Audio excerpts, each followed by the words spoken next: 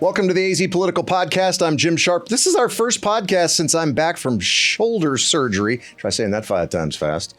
And I'm hoping my doctor's not watching because I'm not supposed to be walking around without my sling on. But let's get to the headlines for this week, shall we? For the first time anywhere, Arizona U.S. Senator Mark Kelly told my Arizona Morning News partner LaDonna Harvey and me in an exclusive interview that he's calling for the resignation of Defense Secretary Pete Hegseth because of a group chat among several Trump administration officials on the Signal app that discussed military plans and strikes on Yemen. A chat, by the way, that was leaked because a journalist was added to it. Kelly told us in his exclusive interview that using an unsecured messaging app not only raised the risk factor for the pilots involved in hitting the Houthi rebels in Yemen, but also put national security at risk. Headline number 2. Earlier this week, President Donald Trump signed an executive order that attempts a major overhaul of American elections, including changes to mail-in ballot deadlines and election equipment requirements, as well as a requirement that people provide proof of citizenship when they register to vote, something we already do in Arizona.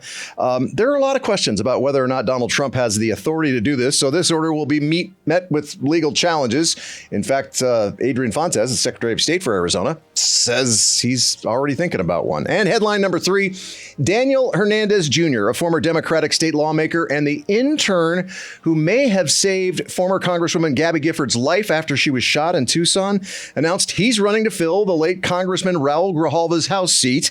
Another name that's being bandied about for that office is one I just mentioned, Adrian Fontes. But Fontes told Mike Broomhead last week he's not ready to commit to that campaign.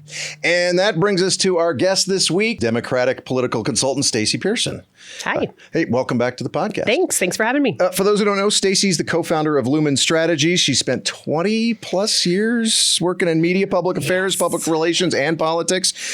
She was the lead political consultant for the Smart and Safe Arizona campaign, which legalized adult use, recreational use of marijuana in Arizona. But she's probably best known for the campaign that retired America's toughest sheriff. Indeed. Stacy headed up what would ultimately be the successful underdog sheriff campaign of one Paul Penzone, who defeated Sheriff Joe Arpaio after Arpaio spent 24 years in office. So it's good to have you here again. Thanks for having me. Let's talk about Raul Grijalva, because we're taping this on the day of his funeral. Right. Very sad day. But this is a man who was the longest serving member of Congress when he passed away a couple of weeks ago from cancer. Grijalva, you and I talked about this on the radio, one of the most liberal members of Congress, coming from a red state. Right. But based on the conversations you and I have had about why the Democrats didn't do so well in the last election, do they need to replace him with somebody who's not nearly as liberal? I think they need to replace him with someone who's equally authentic. Okay. And that district in particular has really diverse needs. It has a need to protect public spaces, looking at just land preservation, right, the environment. I mean, these guys are on the front line of drought, right? We're talking about ranching communities. It has a need to allow for ranching. I mean, we're talking about an area of the state that the border moved on. You know, it was Mexico long before and for a lot longer than it was ever Arizona. Yeah. So it's an area that needs to have a secure border and also needs to respect the role of immigrants in our country and particularly in our farming communities in southern Arizona. So much of the nation's winter vegetables come from that congressional district. They're grown either over the border in Mexico or in Yuma County and areas to the east. And that they are so reliant on immigrant workers. But also they're relying on that water that's right, that lines the western part of that district, the Colorado River. Right. So water has to be an important part of that job as well. Indeed. And Raul Grijalva was one of the strongest public land protectors in our nation's history. I mean, he's right up there with Roosevelt in terms of preserving land across the country. Yeah, I think he was chairman of the, I can't remember the Natural Resources. Yeah, Committee. Natural Resources. Yep. Yeah, and certainly helped expand the Grand Canyon National Monument most recently, and that happened end of 22, middle of 22. Yeah. But that protected that entire area from additional uranium poisoning. I mean, they're looking to mine uranium next to the Grand Canyon and the Colorado River, which goes all the way down to his district. So, I mean, we really need someone who understands how complicated these issues are and understands that you can actually walk and chew gum. You can hold two thoughts simultaneously, that the border needs to be secure and we need immigrants to pick watermelons, because there certainly aren't a lot of American-born folks in Phoenix lining up for those jobs. Not me. No, those are too heavy. It's hot. Those it's hot. Are too heavy. I'm mad. It's 100 degrees already. It's hot. But it's more than just a ranching and farming district. It touches a good portion of the Tucson metro area, which is over 1 million people now. Right. There's a little sliver that comes up into the far southwestern part of the Phoenix metro area.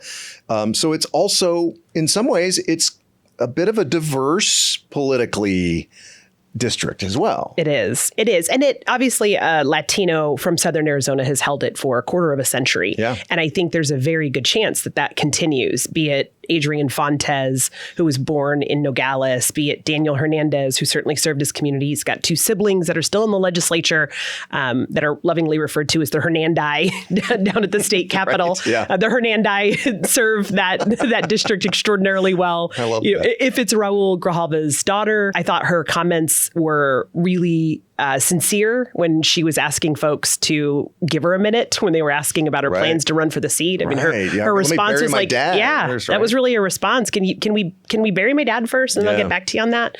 But I think, today, certainly there are going to be many, many people at that service encouraging her to run. Let's talk more about Democrats in general and Arizona, especially Arizona Democrats. Have they been licking their wounds the right way, or licking the right wounds following November's election? What are you telling your clients to focus more on, and what are you telling your clients to? I didn't call you a moron. I said on additionally. More. Yeah, additionally. I heard it right. And talk less about. So. What we have to get away from is the we should-isms. What we need to do isms. What we should do isms. Yeah. The future isms. We really need to get away from that. Folks are mad. They don't believe us. And then get back to basics. We just need to raise money and register voters. Raise money, register voters. Raise money, register voters. If anyone's confused about the direction I'm giving, it's raise money, register voters. I mean, in Arizona, Democrats have lost 100,000 registered voters just in raw numbers between 2020 and 2024. So even if you applied the exact margins to that Biden won by in Arizona to the 2024 voter registration numbers, he would have lost. Yeah. I mean, there are fewer Democrats. So go find them, figure out why they left, figure out why they're mad, and address whatever their issues are. And what I find really interesting right now is listening to the Republicans do what sunk the Democrats on the economy. So we're listening to the Republicans talk, hey, don't worry about your 401k, it'll be back, nothing to see here, everything's fine. And that's exactly what the Democrats did to our peril. We told people, hey, don't worry about inflation. It's worse in Paris. And you've got voters in Winslow going, I don't even have a passport. I don't care what eggs cost in Paris. Right. So so really just get back to the basics and go talk to independents. They're young voters, and independents, certainly as tight as the margins are in Arizona, are going to make all the difference. Yeah, no, and you have to, whether you're a Republican or a Democrat, you have to speak to those independent issues, which of course cover the entire spectrum as well. That's why people choose to be independent, not registered with any one particular party.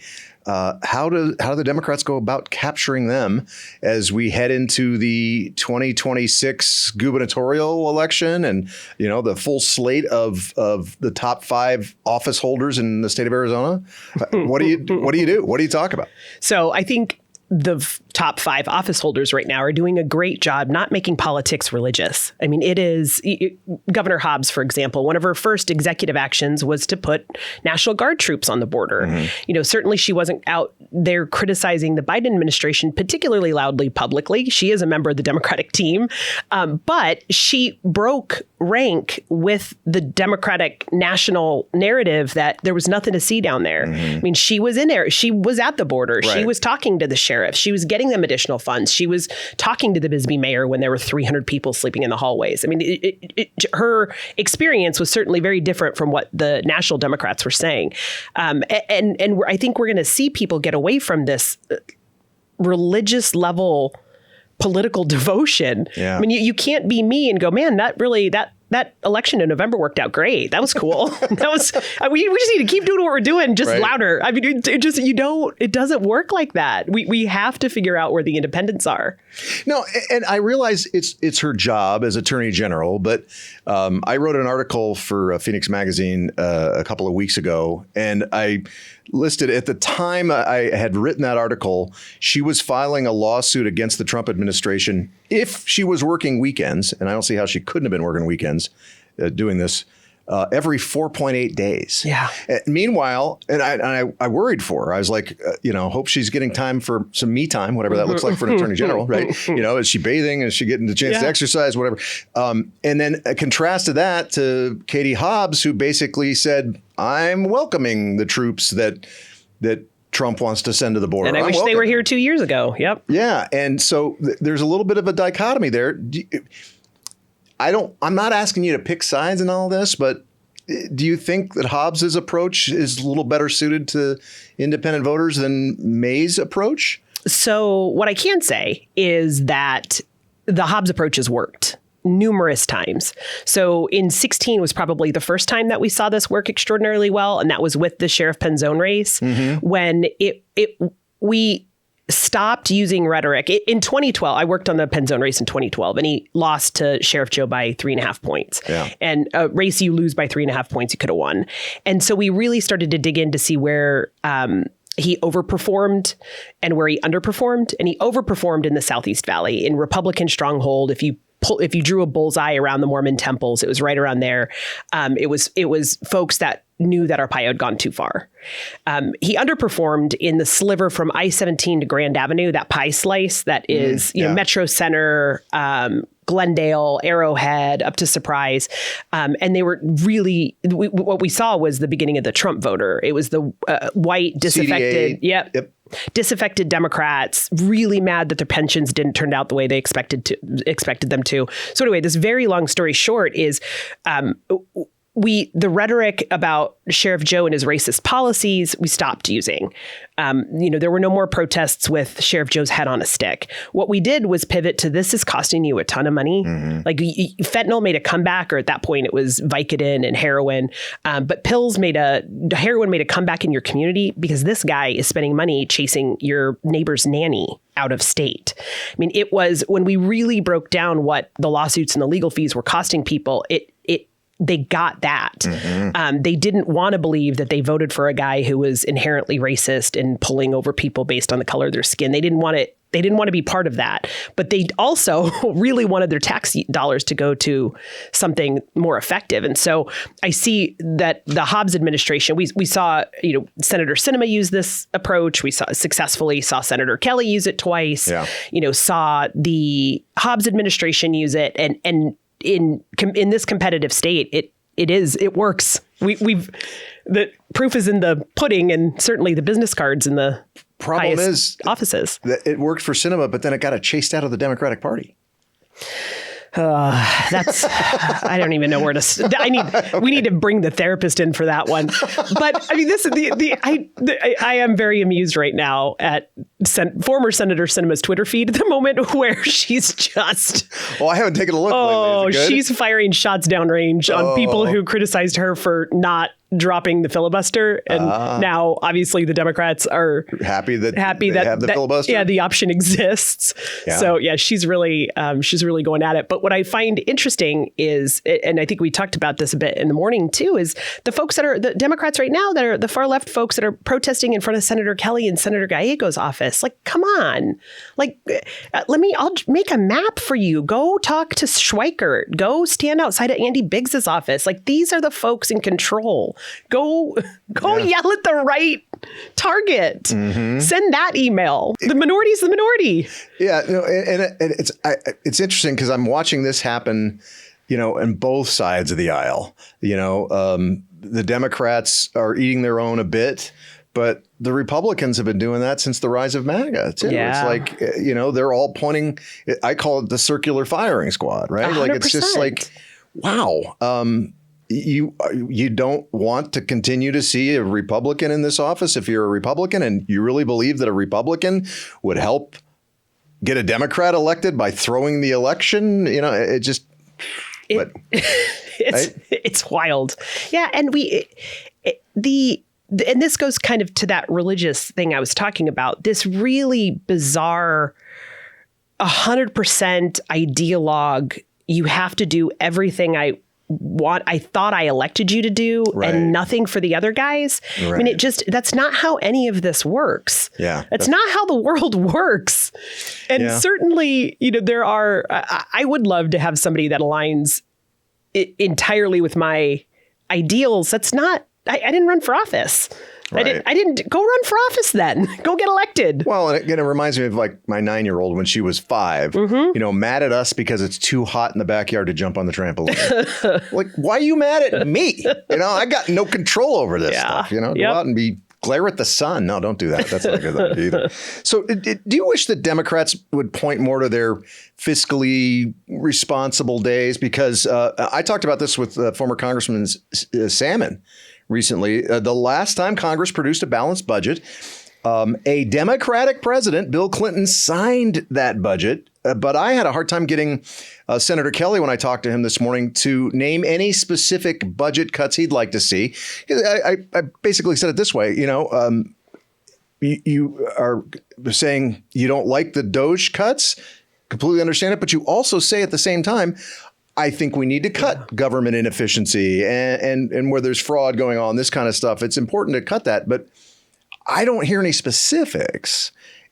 Do Democrats need to find government efficiency some way, shape, or form? Totally. To bring in those independents that otherwise might not lean their way? Yes. And I think a little baby Democrat leaves the party every time one of us has to call Social Security on behalf of our parents. Like a Gen Xer leaves the Democratic Party anytime you need to reach anyone in the federal government. And you realize how broken the system is. Yeah. You know, you call, if you get on the line after noon, you hit 5 p.m. Eastern time, they just hang up on you. I mean, it's just like, so the inefficiency is both in, you know,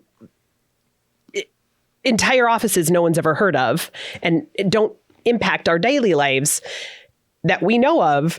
And the ones that do impact our daily lives, we can't get a hold of. There's nobody there. They don't exist anymore. You can't get help. It's, you know, the system is broken. It's frustrating. We did a map. This is an interesting little anecdote. So I'm obsessed with the precinct maps. You know, this is, and you're a political person. I know that there should be. I know that there's software that would do this for me, but my office enjoy doing it too much. We literally color them with like little markers and stuff. And so, but you know, we get such a really good sense of what's happening on the ground. And we mapped out, just like we did in Penn Zone in 2016. We mapped out where Harris overperformed and underperformed based on voter registration by precinct. And there were 2 areas that she tanked. And one, and the narrative's been, it was the Latinos flipped on her. The Latinos didn't come around for her. The Latinos have left the Democrats. It's this really like broad brush that we're getting hit with. But the area that really underperformed for her was essentially from the tunnel to 67th Avenue, from Indian School North to about Van Buren South. Okay. That's the area that if you're trying to drive home anytime after 3 p.m., best of luck to you. Like Godspeed. And it wasn't as high as in Glendale. Like the other very Latino areas of the state didn't underperform the same way those folks stuck in traffic right there did. And the second area is in North Scottsdale. So essentially the 101 from Shea to Desert Ridge. I mean, she cratered. Those are the 2 pinch points. Those are the 2 most painful areas of an afternoon commute. Those are the same neighborhoods that you can't get home in time to see your kid's volleyball game. And maybe we're talking about just basic government not working very well. Right. Like you can't get home. You miss the game. Yeah. So anyway, that's my thought is there's a lot of waste and there's a lot of unnecessary time. I just saw a story on that California high-speed rail that's 20 years behind. Like by then we're going to have hovercraft. Like by the time they're done, like what are we doing? Why has I-10 been under construction for 500 years? The Cybertruck will actually do what my kids think it can do, and that is fly. Just jump over it all. Yeah. Yeah. But yeah, I think there's something there. And the Democrats do need to get back to basics and just say, hey, it should not have taken 9 years for this freeway that we used to be able to build in 2. I mean, some of this we just need to be honest about the fact that we've bureaucrated this stuff to death. Yeah. And you know what? When you get down to the state level, we're not allowed to run an unbalanced budget. We can't run a deficit. Right. We're not allowed to build up debt. We're not allowed to do that. At the federal government level, though, we're 36 trillion, and it's like, I remember Democrats saying this is a problem. And now the difference is Republicans say it's a problem, but they don't do anything about it either. Cut taxes. So on the flip side, I would say they make it worse. So they're by cutting some, particularly the higher earner taxes, you just grow that debt without offsetting the spending. And no one wants to talk about cutting defense. Nobody wants to talk about cutting the amount of money we spend on the military. But that's the biggest part of the budget. Does anybody remember I wasn't alive then, but does anybody remember the Republican president who warned about the war machine, of the defense contractors, but they were just going to perpetually build machines at a huge cost to us. So where do the Democrats need to go now? And let's put it this way. What is the biggest Republican Achilles heel you're seeing right now? Like where Democrats could really pounce and make some inroads? So I'll answer in reverse. Where the Republicans are opening up some air is in their failure to recognize that things are getting worse for the average American who can't move because interest rates are still really high and gas prices are high and groceries getting worse. For that broken promise of everything's going to be fixed on day one is going to come back to bite them. And listening to that narrative that everything's fine and again, don't worry about the stock market and Tesla's coming back and go buy another Tesla. What we see happening in middle class America, where there's families picking up Amazon shifts to pay for their daycare expenses, those folks are getting fewer shifts. So the early indications of a recession are all lit up, like all the lights are on. And so those are the folks that feel it first. They're the first into a recession. They're the last out. So we're talking about folks that have never recovered. Their credit score certainly hasn't recovered from the last Great Recession. So they lost a house, never got back in a new one. Now they're squeezed on rent. Those folks are the ones that flock to the to the Republican Party. And I don't know if that loyalty holds. Right. The Democrats need to continue to pound the fact that what they got done after the pandemic in creating jobs and improving national security by manufacturing chips we need for everything we use, doing that here in Arizona, they need to go pound the fact that these programs were working before the Doge guys went nuts. And, I think those, and building freeways and, improving infrastructure and putting a bridge back up. Ideally, it takes fewer than 10 years, but they really need to go back to the basics and really go back to registering voters and raising money. But then as you're saying it, I'm just going, well, the Republicans are just going to go, but what about 20% inflation? And it's like neither side can seem to figure it out. And so, it's maybe the most overused word in all of politics, but they're really, the only solution really is bipartisan. And I don't mean necessarily a bipartisan idea, but people giving in on their side to the middle and saying, you know what, we cannot sustain this much longer. You shocked me a few weeks ago on the radio when you told, how old's your daughter now? She's 22. Oh my gosh. Like I remember her daughter being babysat by my older daughter. And it's like, we're not getting any older. I don't know how this happened. Is Joss's grandkids going to be paying this off now? I mean, the joke always says our grandkids are paying for this, but now is it going to be our kids' great grandkids? It's like, so. And how is this not a national security issue? It is a huge national security issue. Yeah. So, I wish more Democrats would talk about it. And I think they can maybe take some, this is maybe not the guy you want to hear from on this subject, but David Schweikert knows, his district has changed. Yeah. But he also says, yes, they're highly educated voters.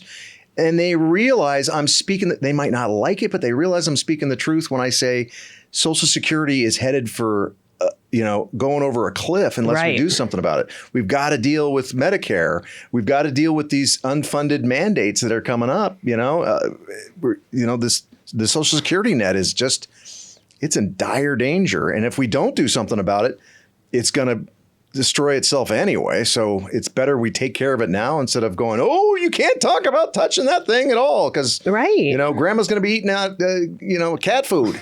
Right. So I don't know. I don't know what the answer is. And I know we can't figure it out in one podcast, but. No, you're right, though. The bipartisan approach is really the only one that has ever held up over time. And not to refer again to former Senator Sinema, but this is what she was talking about. We don't have to change the rules to get most of what we want. We just need to sit tight for a second and figure out where we find common ground. And those are the big policies that have sustained. I mean, this, it's healthcare. It's Obamacare, right? It's the budget. It's military spending. It's getting in or out of Afghanistan or Iraq. Like, we've got to get back to just getting away from this religious zealousy, zealot behavior that. Zealousy. I like that. I think I just made it up. No, I don't know if it's a real word. It's an actual word. Oh, good. Because I was going to use the word dichotomous with you because it's not dichotomous to believe in border security and also treating immigrants fairly, which is what you said. I don't know why this sounds crazy.